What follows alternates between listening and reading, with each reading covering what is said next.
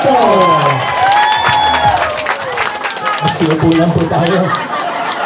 Magandang umaga po sa inyo. Kamusta po kayong lahat? Yung mga nakatayo sa likod, okay lang po kayo dyan? Hindi po ba masyadong mainit? Okay.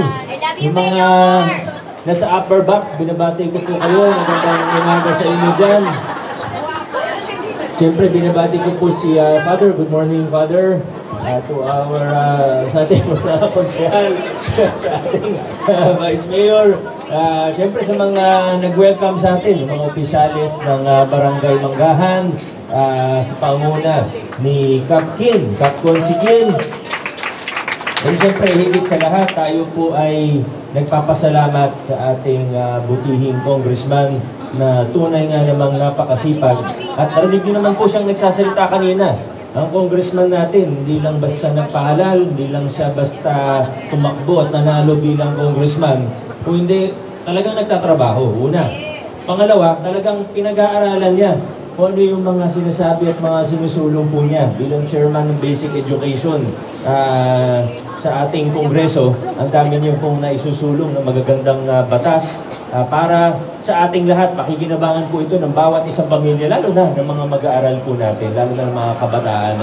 Kasi madali lang naman tumakbo at manalo, pero mas mahirap yung trabaho. At nakita po natin, napakinggan po natin ang ating congressman. Kaya, Congressman Romulo, maraming salamat.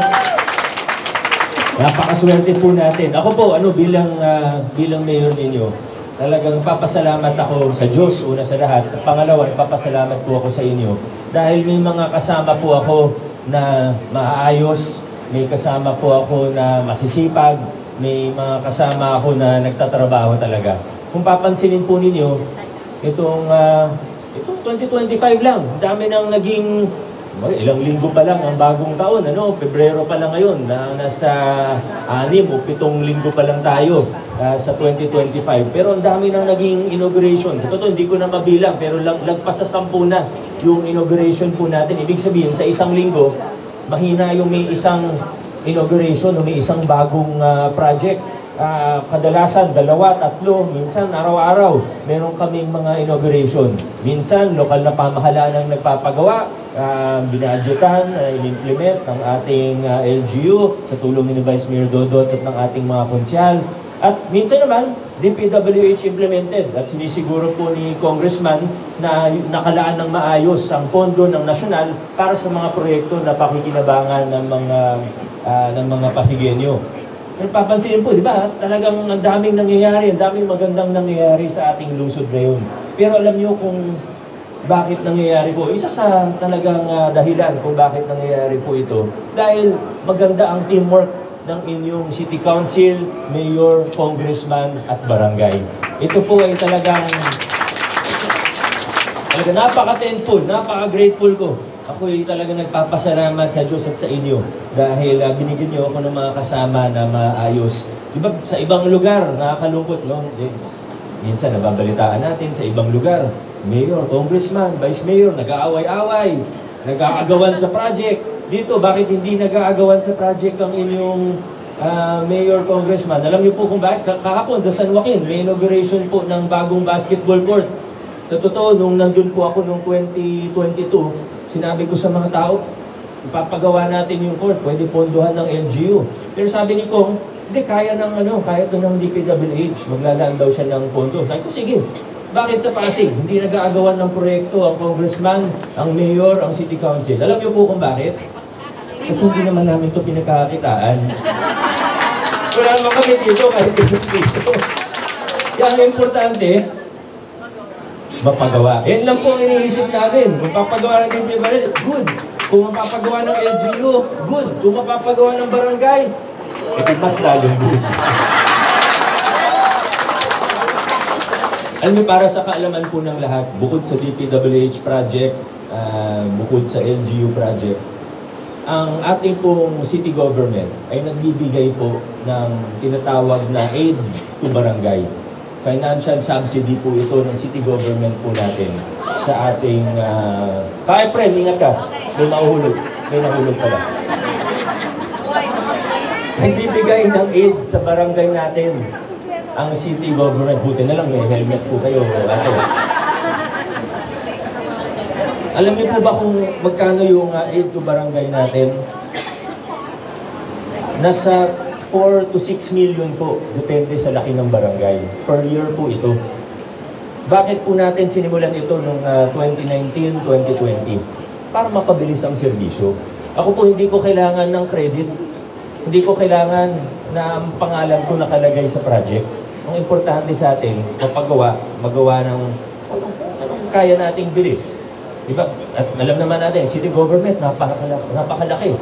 Yung mga iba, naabutan ko nung una po ako naging mayor, sa totoo nagulat po ako. Naikwento ko na rin naman to dati, wala naman sigurong magagalit. Nagulat po ako, kasi may mga ibang barangay, siguro talagang hindi ganun kalaki din. May mga maliliit na barangay, hindi po ganun kalaki yung budget. Pero nagulat ako, kasi nung 2019, una ako naging mayor, dumating yung mga ibang kapitan sa akin, ultimo, walis, timba, map, nire-request sa city government, pati yung panlinis, pati sabon, pati lahat, nire-request sa city government. Nagulat po talaga ako, pati yan nire-request sa city government, yung sarili naman budget. Ay ko ganito na lang. Naintindihan ko naman, sige baka hindi talaga kaya. Ang city government, sa laki, alam mo, 10,000 empleyado natin, 1 milyon ng populasyon natin.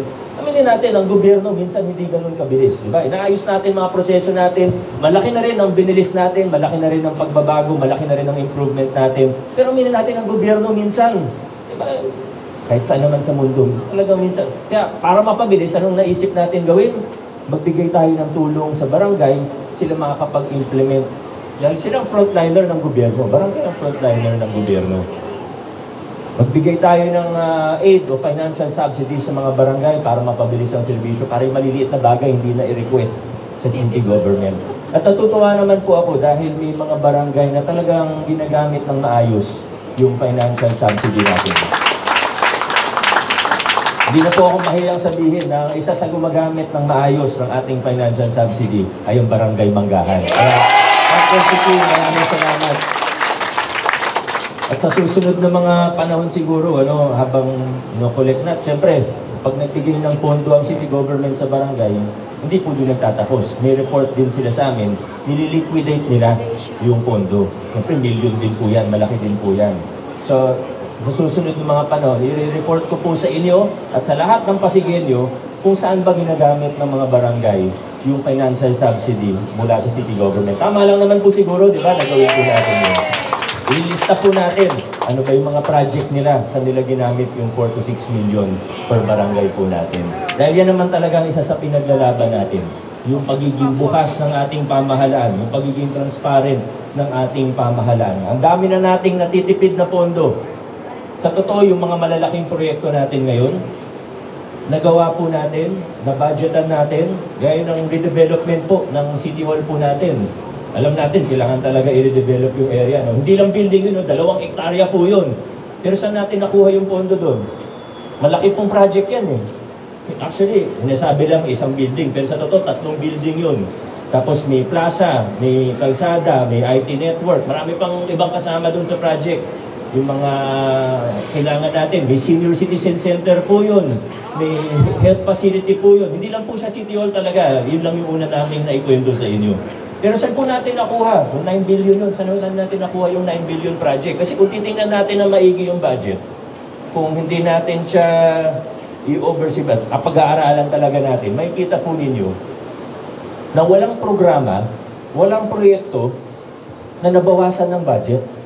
Scholarship natin, lumaki budget natin. Para sa senior citizen, nakwento ni Vice kanina, tumaas din yung budget natin. Sa ibang mga proyekto, gaya mga drainage maintenance, infrastructure na maliliit, tumaas din budget natin. Social services, medical assistance, yung subsidy natin sa no balance billing sa mga ospital, lumaki din po yung budget natin. Yung sa child soap natin, kino-convert natin na general hospital para lumawak ang serbisyo. Ano pa ba sa persons with disabilities, tumaas din po budget natin. So, tumaas yung budget sa lahat ng sektor, tumaas yung budget sa lahat ng programa, kasi nakakuha ng 9 billion para magpagawa ng bagong City Hall. O City Hall compound na 2 hektarya. Yung 3 building na yun. Saan nakuha yung budget na 9 billion? Alam niyo po, simple lang po ang sagot. Nakuha po natin yung 9 billion dun sa natipid natin mula sa dating nabubulsa sa mga kickback. At ang totoo po, hindi ko po nagawa yan kung ako lang mag-isa. Ang laking pera po ng pinag-uusapan natin. Yung nakwento ni Vice kanina, na kung may 20% o may 30%, lahat kukurot hanggang sa baba. Pero dahil nalinis po natin ito, ang dami natin ngayon magagawa na dati ay imposible. Kaya, kailangan dire-diretso lang po tayo. Pasulong po tayo. May mga iba po, gusto tayong iatras. Pero, saan po ba natin gusto? Paurong o pasulong? Pasulong po tayo, mga pasihin nyo.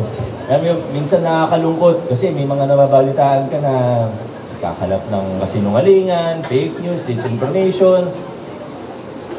Ngayon ko nga lang nalaman, pati sa HOA elections, may mga sumusubok ng vote buying. Kaya talagang nakakalungkot, inaatras tayo.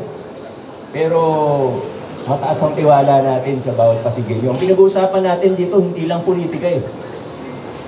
Higit sa politika ang pinag-uusapan natin dito. Ang pinag-uusapan natin dito, tapat at maayos na pag-gobyerno. Tapat at maayos na lipunan.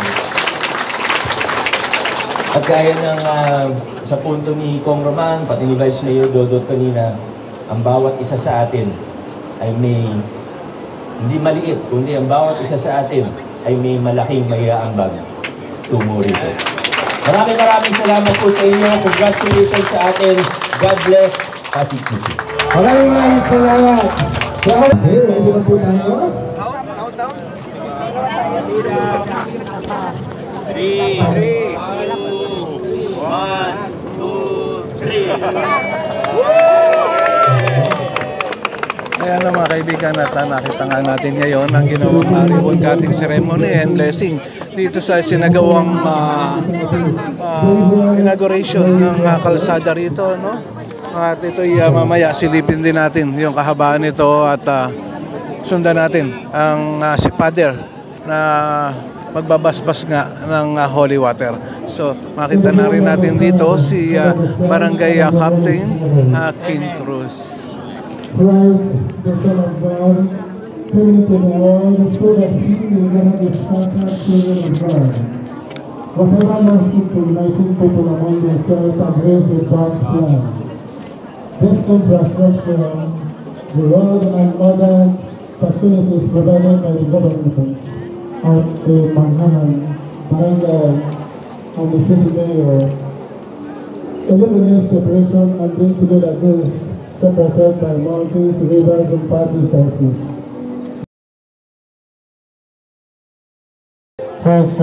Noon dati napunta ako dito, talaga naman na lubak-lubak itong kalsada na ito. Ngayon, malaki na yun na iginanda. Provided by the government of Mangahan Barangay in union with the